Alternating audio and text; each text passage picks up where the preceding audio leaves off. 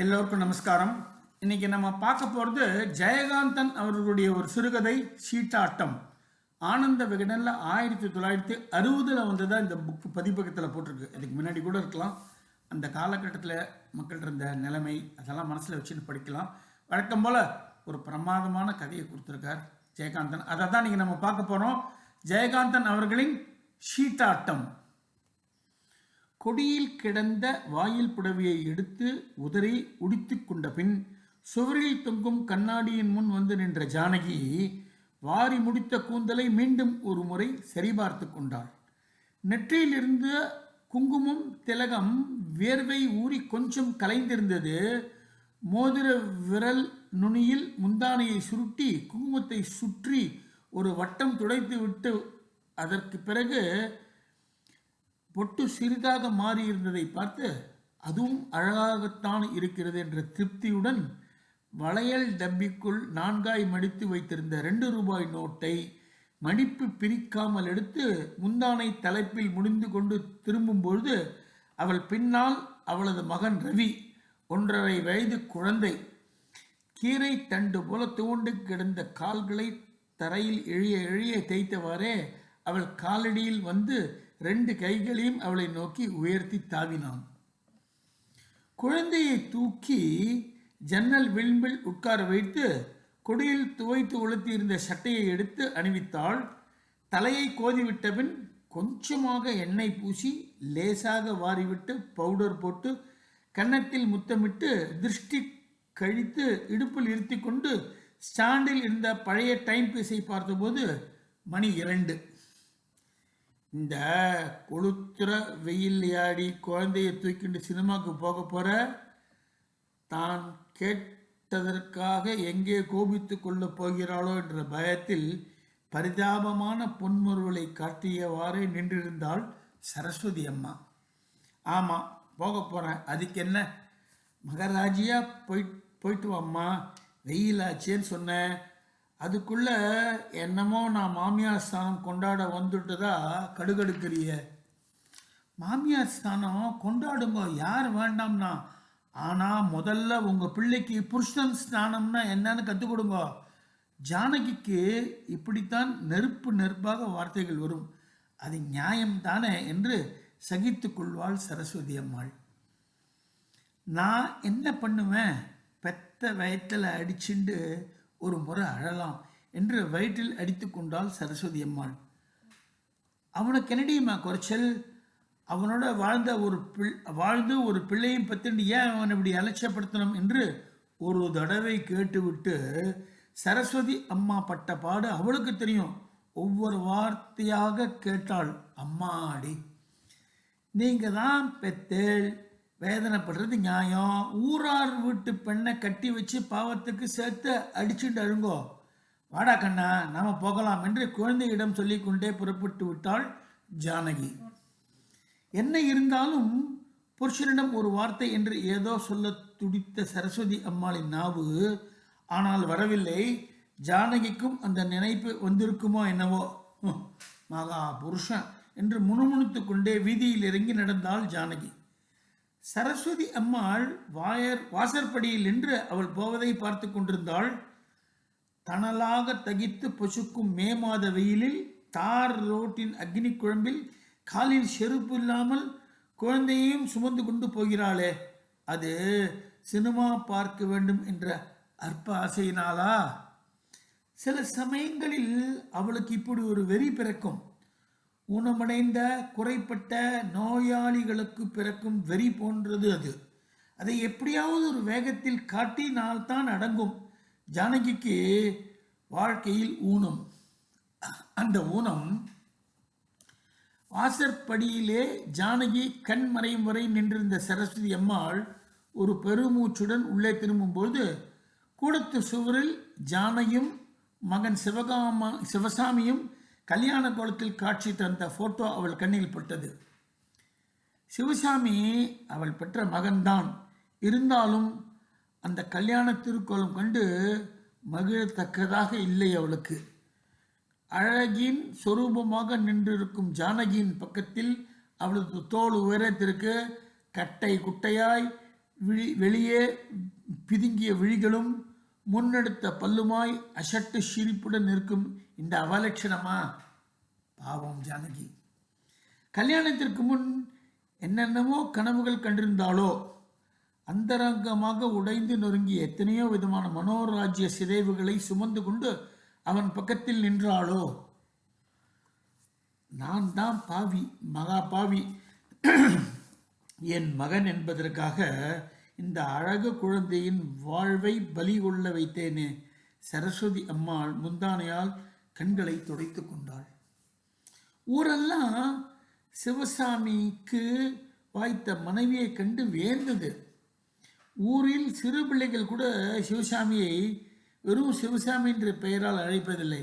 அசட்டு சிவசாமி, பித்துக்குழி சிவசாமி, முண்டக்கன் சிவசாமி, ஜப்பான் சிவசாமி. அதையெல்லாம் கேட்டபோது சரஸ்வதி அம்மாளின் தாயுள்ளம் என்ன பாடுபட்டது. அப்படிப்பட்ட சிவசாமிக்கு பேரழகியான ஏழை பெண் ஜானகியை மனம் முடித்து வைத்து பழி வாங்கி விட்டோம் என்ற ஆனந்தப்பட்ட சரஸ்வதி அம்மாள் கொஞ்ச நாளைக்கு பிறகேதான் எவ்வளவு கொடிய பழிக்கு ஆளாகிவிட்டோம் என்பதை எண்ணிக்கொண்டு கண்ணீர் வடிக்க ஆரம்பித்தாள்.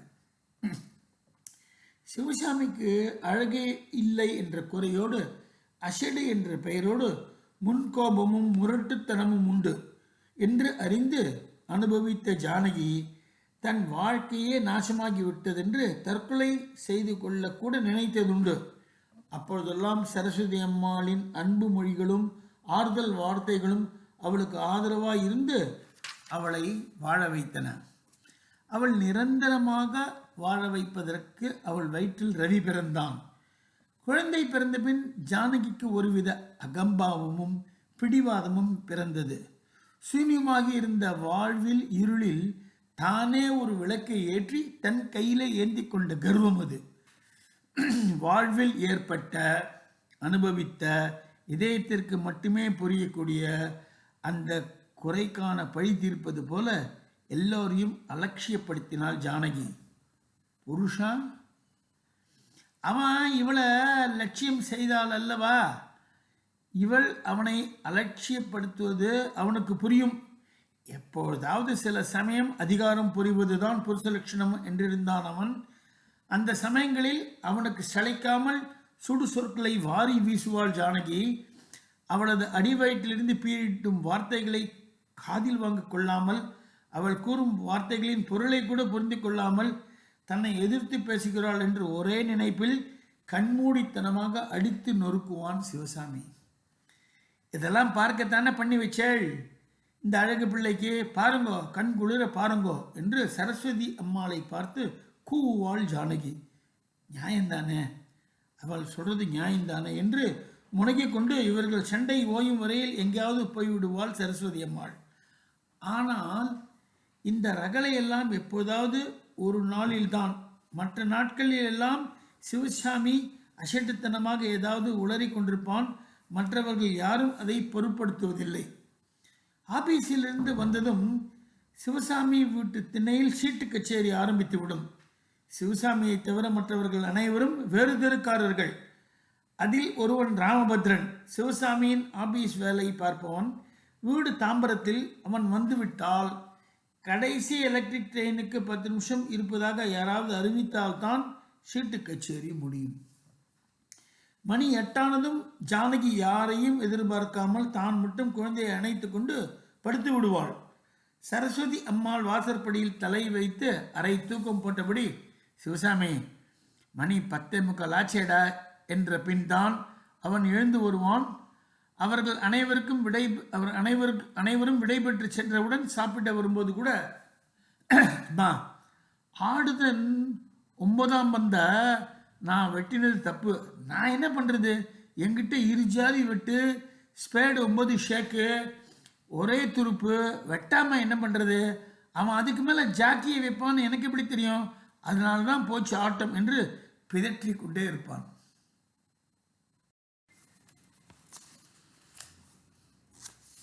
அம்மா, என்ன ஃபோட்டோவிலேயே லைச்சு நிற்கிற, இன்னொரு தடவை நம்ம பிள்ளை ஜாமாசம் போகிறானான்னு பார்க்குறியா? எனக்கும் ஆசை தான். சரி சரி, இப்போ காப்பி போட்டு தரையா, ஒரு 4 டம்ளர் என்று குரல் கேட்டு திரும்பினாள் சரஸ்வதி அம்மாள். திண்ணையிலே ஜமா சேர்ந்திருந்தது. ஓ, இன்னைக்கு சனிக்கிழமையா? அதுக்கு என்ன, போட்டு தரேன். இன்னும் பால்காரன் வரல, வர நேரம்தான் என்று சொல்லிவிட்டு அவனது ஹாஸ்யத்தை கவனிக்காமல் முகத்தை சுழித்து கொண்டு அடுக்கலைக்குள் சென்றாள் சரஸ்வதி அம்மாள். ஜானகி எங்க? சினிமாவுக்கு போயிருக்கா. யாரை கேட்டுட்டு போனா? யாரை கேட்டுட்டு போவா? என்னத்தான் இல்லை, அவளுக்கு ரொம்ப திமிர் உண்டாயிடுத்து. இந்த வெயிலில் அந்த ஷப்பானி பிள்ளையை தூக்கிண்டு வரட்டும் என்று கருவினான் சிவசாமி. ஏண்டாப்பா, என்ன தப்பு? இந்த வெயிலில் காற்று கூட இல்லாமல் இங்கே புழுங்கிறத விட போயிட்டு தான் வாயன் நான் தான் சொல்லி அனுப்பிச்சேன். சரி சரி, எங்கேயாவது போய் ஒழியட்டும் என்று சீட்டுக்கட்டையும் 2 கோரை பாய்களையும் தூக்கி கொண்டு தென்னைக்கு போனான் சிவசாமி. ஏண்டா ராம்பத்திரம் என்னடானா இன்னைக்கு காணோம் என்றது ஒரு குரல் திண்ணையில். நம்ம தான் 4 பேர் இருக்கோமே, இல்லாதவனை பற்றி நமக்கு என்ன கவலை, நீ வெட்டு. சிவசாமி சீட்டை கலைத்து போட ஆட்டம் ஆரம்பமாயிற்று. ஜோடி பொருத்தமெல்லாம் சினிமாவில் தானா? அவர்கள் 2 பேரும் எவ்வளவு சந்தோஷமாக ஆடி பாடிக்கொண்டு அதெல்லாம் சினிமாவில் தானோ? இடுப்பில் குழந்தையுடன் வந்து கொண்டிருந்த ஜானகியை உரசிக்கொண்டு ஒரு சில்க் புடவை முன்னால் நகர்ந்தது. ஜானகி தலை நிமிர்ந்து பார்த்தாள். ஒரு இளம் ஜோடி கூட்டத்தில் அவள் இடுப்பை சுற்றி கையை வளைத்து ஏறத்தாழ அணைத்தவாறே அந்த சூட் ஆசாமி, அவனும் அழகானவன்தான், நடக்கும்பொழுது அவன் புஜத்தில் பளபளக்கும் சில்க் புஷ்கோட்டில் கன்னத்தை உரசியவாறே நடந்தது அந்த சில்க் புடவை. அவள் தான் எவ்வளோ ஆனந்தமாய் சினிமாவில் பார்த்த மாதிரி வாழ்க்கையிலும் சந்தோஷமாக இருப்பவர்கள் நிறைய உண்டு. நான் தான் பாவி. அப்படி இருப்பார்கள் என்று நம்ப கூட வாழ்க்கையை உதவி பண்ணவில்லை. ஏனோ அவளுக்கு அழுகையாக வந்தது. படம் பார்க்கும் பொழுது எல்லோரும் சந்தோஷமாய் அனுபவித்து கொண்டிருக்கும் காதல் காட்சியில் கூட முன்வரிசை டிக்கெட்காரர்கள் விசிலடித்து மகிழ்ச்சி ஆரவாரம் செய்யும் சீன்களில் கூட அவளோடு ரசித்து பார்த்தாலும் உள்ளூர் ஒரு பொறாமையும் ஏக்கமும் சோகமுமே நிலைத்து சில சமயங்களில் கண்ணீர் வழியும் நிலைமையும் ஏற்பட்டது ஜானகிக்கு. ஆமாம், அதுதான் அந்த ஊனம். அந்த ஊனத்திற்கு பொறாமைப்படுவதிலும் ஏங்குவதிலும் கண்ணீர் வடிப்பதிலும் கூட ஒரு சுகம் இருந்தது. அதனால்தான் அவளுக்கு சினிமா பித்தும் ஏற்பட்டது. தியேட்டர் காம்பவுண்டை விட்டு வெளியே வந்ததும் எதிரே இருந்த ஹோட்டலை நோக்கி நடந்தாள். ஹோட்டலுக்குள் நுழைந்து ஒதுக்குப்புறமாக இருந்த ஒரு மேஜையின் முன் அமர்ந்து ஒரு ஸ்வீட்டுக்கு ஆர்டர் கொடுத்தாள். சர்வர் கொண்டு வைத்த ஜாங்கிரியை கொஞ்சம் கொஞ்சமாக குழந்தைக்கு ஊட்டினாள். பிறகு காபி ஆற்றும் பொழுது யாரோ இவ்வளவு நேரமாக தன்னையே வைத்த கண் மாறாமல் உற்று பார்ப்பது போல் ஒரு உணர்ச்சி. ஒருவேளை அவராக இருக்குமோ? தலை நிமிர்ந்து பார்த்தபோது அவள் எதிரே ராமபத்ரன் உட்கார்ந்திருந்தான். எங்கேயோ பார்த்த முகமாய் இருக்கிறது என்று அவனையே சற்று கூர்ந்து பார்த்தபோது தன் கணவனோடு சீட்டு விளையாட வருவானே என்ற நினைவு வர சிறிது நேரம் பிடித்தது அவளுக்கு. ராமபத்ரன் புன்முறுவல் காட்டினான். ஜானகியும் லேசாக சிரித்தாள். ராமபத்ரனை இன்றுதான் அவள் முழுக்கவும் பார்த்தாள். அவன் அவ்வளவு அழகாக எளிமையாக இருக்கிறான் என்ற எண்ணம் ஏற்பட்டது. ஜானகியின் அழகையும் அறிவையும் ராமபத்ரன் வெகு நாட்களாகவே பார்த்து ரசித்து வருகிறான். கை அலம்புவதற்காக எழுந்தபோது இவள் மேஜையின் அருகே நின்று ரொம்பவும் பழகினவன் போல, எங்கே சினிமாவுக்கு போக போகிறீர்களா என்றான். இல்லை, பார்த்துட்டு வரோம். அம்பி, சினிமா பார்த்தியா? நன்னா இருந்ததா படம் என்று குழந்தையிடம் கொஞ்சிக்கொண்டே குழந்தையை தூக்கி மேஜை மீது நிறுத்தினான். குழந்தையின் கால்கள் 2ம் துவண்டு விழுந்தன. ஏன் நிற்க மாட்டேன்றான்? என்னவோ தெரியல, வயசு 1.5 இன்னமும் நிற்க வரல. மருந்து டானிக் எல்லாம் கொடுக்குறோம், உடம்புல என்னவோ சத்து குறைவான். அவள் அப்பாவே ஷப்பானின்னு தான் கூப்பிட்றாரு. அப்படி ஆயிடுவானுன்னு எனக்கு பயமாக இருக்குது. நீங்கள் ஒன்றும் பயப்படாதீங்க, இன்னும் 6 மாதத்துக்குள்ளே இவன் நடப்பான். வீக்னஸ் தான், அதுக்குள்ளே அந்த அஷடு இவனை ஷப்பானிங்கிறதோ அம்பி, இன்னொரு தடவை உங்கள் அப்பா ஷப்பானின்னு கூப்பிட்டா உன்ன மாதிரி ஷப்பானி இல்லை நான் சொல்லு, என்ன சரிதானே என்று குழந்தையிடம் சொல்லிவிட்டு ஜானகியை பார்த்து சிரித்தான் ராமபத்ரன். ஜானகிக்கு சுருக்கென்றது, ஆனால் சிரித்து மழிப்பினாள். சர்வர் பில் கொண்டு வந்து மேஜை மீது வைத்தான். ஜானகி அதை எடுக்க போன பொழுது நான் தரேன் என்று ராமபத்ரனின் கையும் பில்லை எடுக்க போட்டியிட்டதால் இருவர் விரல்களும் ஸ்பரிசித்து விலகிய அதிர்ச்சியில் மேஜை மேலிருந்த பில் காற்றில் பறந்து கீழே விழுந்தது. ராமபத்ரன் அதை எடுத்துக்கொண்டான். ஒரு வினாடி ஜானகியின் முகம் சிவந்தது. இவ்வளவு சீக்கிரம் இப்படிப்பட்ட அந்யோன்ய நிலை எப்படி ஏற்பட்டது என்ற திகைப்புடன் அவனை பார்த்து புன்முறிவித்தவாறே குழந்தையை தூக்கி கொண்டாள். ஹோட்டல் வாசற்படிக்கு வெளியே வரும் வரை அவள் முகத்தில் ஏற்பட்ட சிவப்பு மாறவில்லை. பின்னால் இருந்து ராமபத்ரன் சொன்னான், நீங்கள் எதுக்கு கவலைப்படணும்? பீச்சில் போய் தினமும் 1 மணி நேரம் இடுப்பளவு பள்ளம் பண்ணி மணல் நிற்க வச்சு மூடிட்டா 1 மாதத்தில் நடக்க ஆரம்பிச்சுடுவான், காலுக்கு பலம் வரும். அப்படியா? ஆமாம், நீங்கள் வேணா செஞ்சு பாருங்களேன். இப்போ நேராக வீட்டுக்காக போக போகிறேங்க, இதுக்குள்ளே போய் ஏண்டா பீச்சுக்கு வரையா என்று குழந்தையிடம் கொஞ்சியவாறே ஜானகியை பார்த்தான் ராமபத்ரன். அவளுக்கு முதலில் வேண்டாம் என்று தோன்றியது. அவனோடு பேசுவதில், அவன் குரலை கேட்பதில், அவன் சிரிப்பை பார்ப்பதில் என்னவோ ஒரு லைப்பு, ஒரு தனி சுகம்.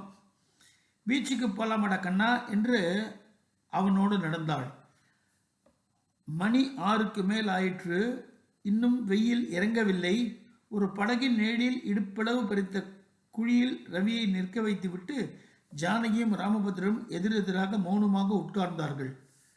ஜானகிக்கு ஏனோ அழுகையாக வந்தது.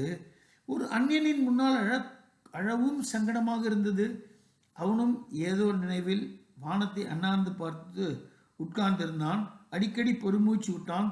நெற்றியில் தேய்த்து கொண்டான். இன்னைக்கு சனிக்கிழமையாச்சே, ஆஃபீஸ் விட்டது வீட்டுக்கு போக தோணலையா உங்களுக்கு?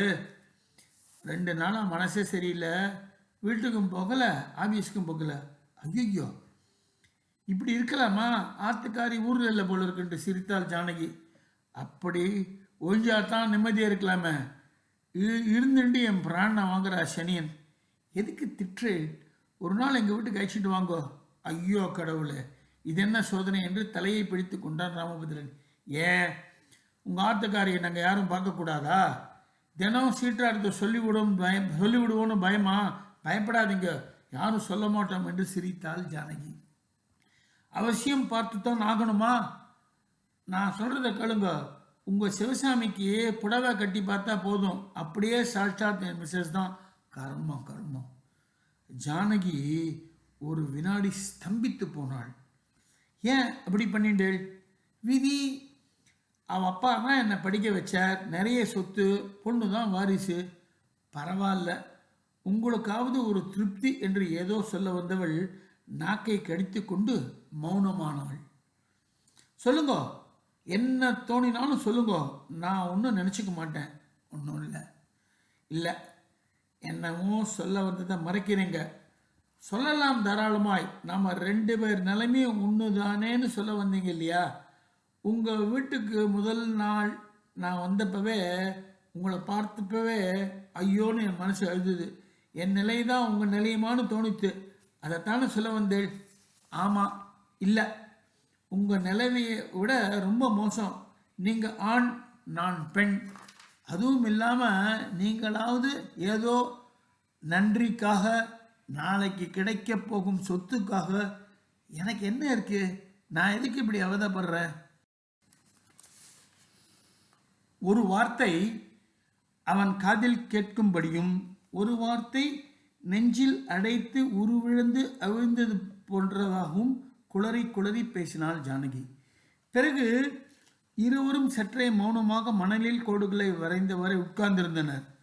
இருவரும் தத்தம் மனதில் வாழ்க்கை தரும் சித்திரத்தில் தன் பக்கத்தில் இருக்கும் ஒரு உருவத்தை அழித்துவிட்டு அதனிடத்தில் எதில் இருக்கும் ஒரு உருவத்தை இருத்தி பார்த்தபொழுது, ஜானகி சினிமாவில் பார்த்தாலே அந்த கதாநாயகன் கதாநாயகி ஜோடி பொருத்தம் அதைவிட உயர்ந்த ஜோடியாய், அதைவிட சிறந்த பொருத்தமாய். உங்களுக்கு என்ன வயசு என்றான் ராமபத்ரன். 24. உங்களுக்கு? 27 என்று பெருமூச்செறிந்தான் ராமபத்ரன். ஜானகி உள்ளூர பெருமூச்செறிந்து கொண்டிருந்தாள். இருவருமே வெகு நேரம் மௌனமாக தங்கள் மனக்கிருக்கை வரைந்து காட்டுவது போல மனதில் கிறுக்கி கொண்டு உட்கார்ந்திருந்தார்கள். திடீரென்று ஜானகி கடகடவென்று சிரித்தாள். ஒரு நிமிஷம் ராமபத்ரன் பயந்தே போனான். சிரிப்பினூடே ஜானகி சொன்னாள், இல்லை, வாழ்க்கை எவ்வளோ விசித்திரமாக மாறி கிடக்கிறது. நீங்கள்லாம் சீட்டு விளையாடுறல அந்த மாதிரி தான். அது என்ன? உங்களுக்கு வேண்டிய சீட்டு பூரா உங்ககிட்டயே இருக்கு, எனக்கு வேண்டிய சீட்டு பூராவும் எங்கிட்டேயும் இருக்கு. இந்த மாதிரி இருந்தால் இந்த ஆட்டம் நடக்குமா? ஜானகி, நீ எவ்வளோ அழகாக பேசுகிற. இப்படி அவர் சொன்னால் என்று எண்ணி மகிழ்ந்தாள் ஜானகி. ஜானகி என்று அவள் அருகே நெருங்கி உணர்ச்சி கரகரத்த குரலில் கண்களில் கண்ணீரும் ஏக்கமும் தழும்ப ஜொலிக்க, ஜானகி, நாம் தானே அந்த சீட்டுகள் விளையாடுறவங்க தானே சிவசாமியும் லட்சுமியும். பரஸ்பரம் சீட்டுக்களை கொடுத்து கொண்டு வாங்கி கொள்வது தானே ஆட்டம். ஜானகி, நீ புத்திசாலி. நான் என்ன சொல்கிறேன்னு புரியுறதா? ஜானகி கண்களை அரைக்கண் போட்டபடி அந்த கற்பனை சுகத்தில் தன்னை மறக்கும் நேரத்தில் குழந்தை ரவி ராமபத்ரனின் கோட்டை பிடித்து கொண்டு அப்பா என்று மழலை சிந்தி கொஞ்சினான். ஜானகி கண்களை பளிச்சென்று திறந்து குழந்தையையும் தன்னையும் உலகத்தையும் கூட பார்த்தாள். இது அப்பா இல்லடா கண்ணா, மாமா. அப்பா வீட்டில் வந்து காத்துருப்பார், வா போகலாம் என்று மண்ணிலிருந்து குழந்தையை எடுத்து மார்போடு அணைத்து கொண்டாள். உங்கள் யோஜனை நல்ல யோஜனை தான். எனக்கு என்னமோ நிச்சயமாக தோன்றுறது, இப்படி ஒரு மாதத்துக்கு பண்ணினா குழந்தை நடக்க ஆரம்பிச்சிடுவான். நாளையிலேருந்து அவரையும் அழைச்சிட்டு பீச்சுக்கு வந்துடுறேன். அந்நியாயத்துக்கு இப்போ ஷீட்டாடு பித்து ஏற்பட்டு போச்சு அவருக்கும் என்று எழுந்தாள் ஜானகி. ராமபத்ரன் ஒன்றும் புரியாமல் மௌனமாய் அவள் பின்னாலே வந்தான். அவன் திடீரென்று அவள் அருகே வந்து, என் மேல் கோபமா என்று திக்கினான். உங்களை கோபித்துக்கொள்ள என்ன நியாயம் இருக்கிறது என்கிட்ட? அந்த ஷீட்டாட்டத்தை பற்றி முழுக்க சொல்லலையேனா? நீங்கள் சொன்ன ஆடுறவங்க தான் எங்கள் ஆத்துக்காரரும் உங்கள் ஆத்துக்காரன்னு. அது தப்பு. அவளும் ஷீட்டு தான். வேணும்னா பாயிண்ட்டு கிடையாதுன்னு வச்சுக்கோங்களேன். ஆடுறவன் மனுஷன் இல்லை, ஆண்டவன். அவன் தப்பாட்டம் ஆடுறான்னு சொல்ல நாம யாரு? ஜானகி, நீங்கள் எப்படி பேசுகிறீங்க என்று வேந்து நின்றான் ராமபத்ரன். நாளைக்கு ஞாயிற்றுக்கிழமை தானே, லக்ஷ்மி அழைச்சிட்டு வாங்கோ, நிறைய பேசலாம். அவளுக்கு பேச கற்றுத்தரேன். மாமாவுக்கு நமஸ்தே சொல்லுடா கண்ணா, போயிட்டு வரும். சொல்லிக்கொண்டே வேகமாக வீடு நோக்கி நடந்தாள் ஜானகி.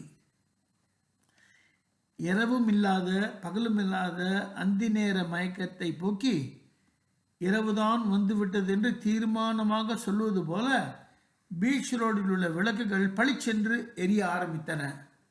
ஒரே வெளிச்சம். வெளியில் மட்டும்தானா? ஷீட்டாட்டம் என்ன ஒரு வசதியான கதை. 1960களில் விகடனில் வந்ததாக போட்டிருக்கு.